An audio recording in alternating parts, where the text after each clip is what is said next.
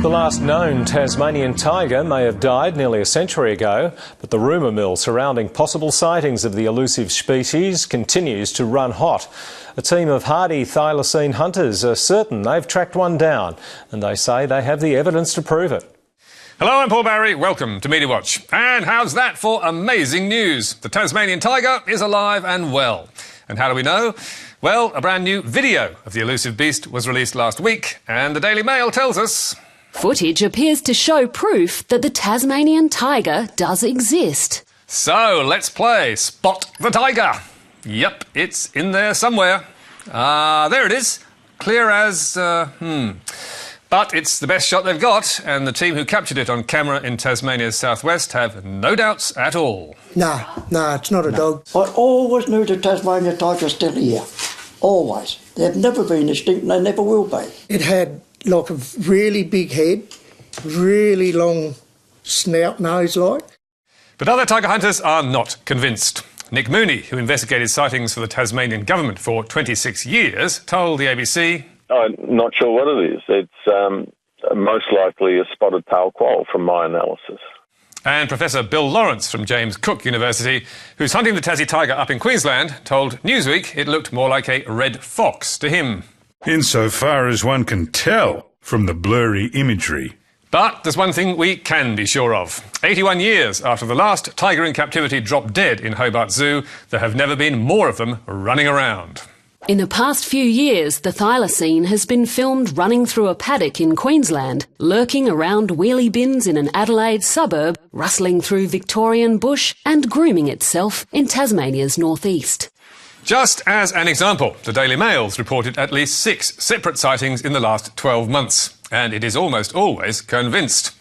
Well, around Nannup in WA, tigers have been spotted more than 50 times, with the president of Busselton's Historical Society, Brian Slee, running into one only last January. Mr. Slee said he had no doubt that what he saw was a thylacine, better known as a Tasmanian tiger. It was so plain it was in front of me, he said. Like so many sighters, Mr. Slee had been desperate to see one, and he'd even set up a camera in his car just in case it happened. But, as he admitted to the West Australian, on that day my camera wasn't working and the card was full. Oh dear.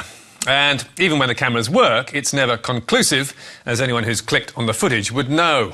It's often blurred, or distant, or short, or all of the above. Or it goes out of focus at the crucial moment. And some really don't look like tigers, do they? This one from South Australia 2 months ago is surely more like a fox. And this one from 1973 just has to be a dog. But in a Media Watch World exclusive, we have found the real thing in Tasmania. Amazing, eh? Only problem is, it's from an Australian movie called The Hunter, which is fiction. So, what chance is there the tiger will ever be found? Not good. According to American scientists who have modelled the maths, odds that Tasmanian tigers are still alive are 1 in 1.6 trillion. Yes, that's 1.6 million. But that won't stop the media getting excited over the next sighting, or the Daily Mail claiming it's proof. But now, let's go to some worrying medical news about you and your doctor. All right, startling new research this morning reveals parents are choosing to take their sick kids to hospital emergency departments because they don't trust GPs. Really? Australians losing faith in their family doctor? They certainly are. At least that's what the Herald Sun told its readers last week. Our faith in GPs failing. The first national survey of parental attitudes to GPs has revealed fewer than half had complete confidence in GPs to provide overall general health care to their child. Fewer than half. That is a worry. Cue the experts on Breakfast TV to examine the reasons. Are you surprised parents have more faith in busy, possibly overworked emergency doctors treating their kids than a doctor who may have been looking after the family for years? Well, I think that's exactly it, Sam. No wonder they don't trust them. It looks like they don't have a relationship with their local GP because every time that they need to see a doctor, they're flitting off to an emergency department. So, who came up with the figures and what do they show? Well, researchers from the University of Melbourne surveyed 2,100 parents and did indeed find that only 44% were completely confident in their GP to provide general care. And this became the headline, both in their research conclusions and the subsequent media release.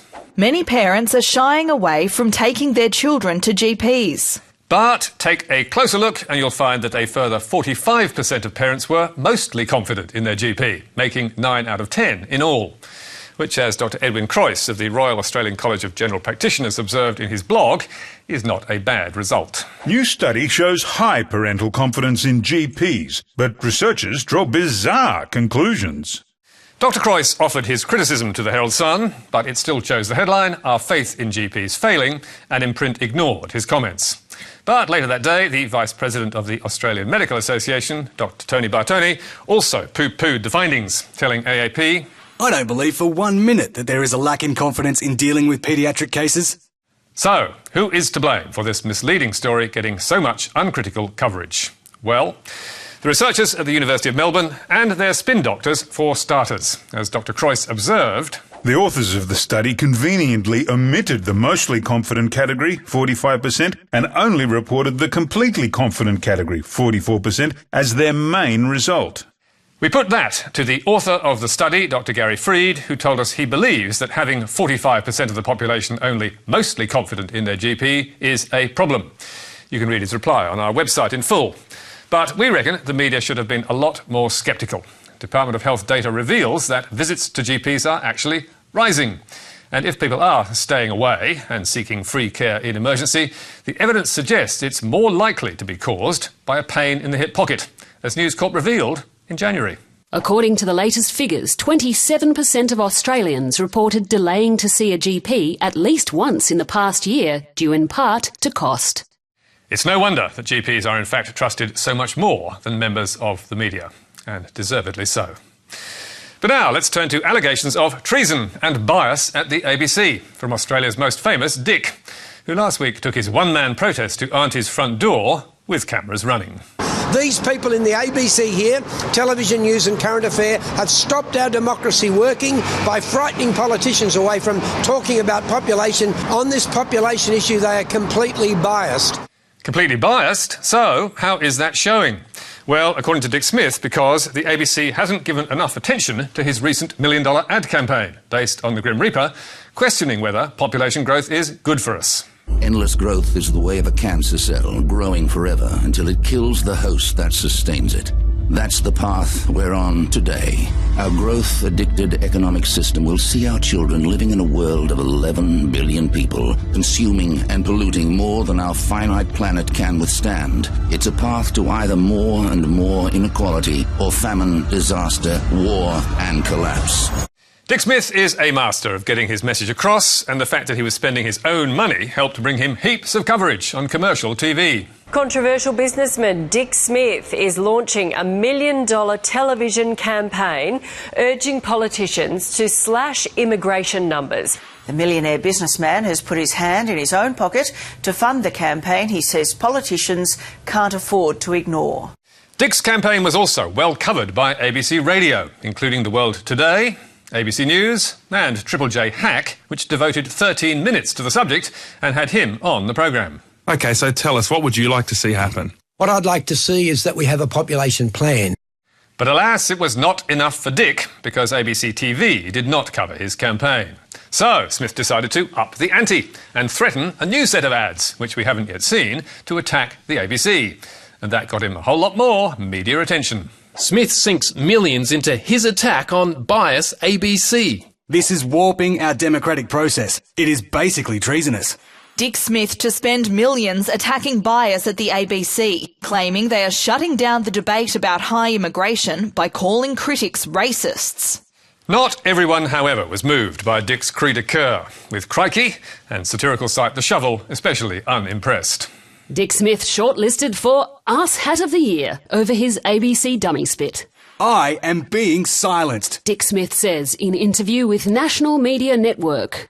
And some now pointed out this was not the first time Smith had complained about the media shutting him down, making the same charge against News Corp in 2012, and not the first time that Dick has manufactured news by claiming his ads were banned. The man behind Dick Smith's censored Australia Day ad has admitted that its so-called ban was a stunt designed to generate media coverage. There's only one Dick I'll be eating on Australia Day.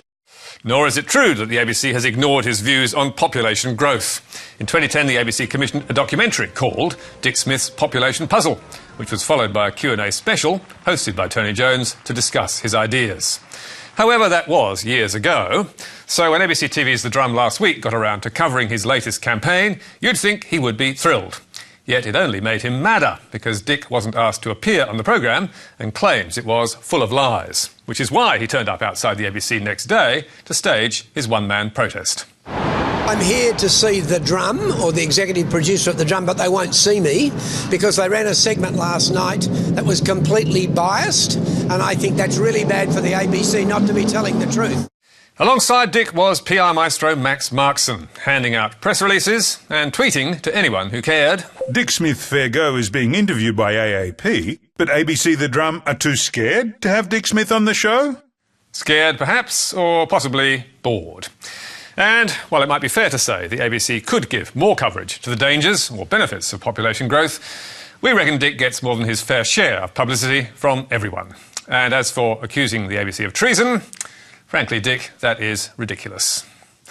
And finally, to Fairfax's WA Today, which managed to smear a group of Aboriginal kids who had nothing to do with this story. Kimberley kids trade sex for booze, drugs. Children from remote West Australian Aboriginal communities are prostituting themselves to score drugs and alcohol, a police officer has told an inquest.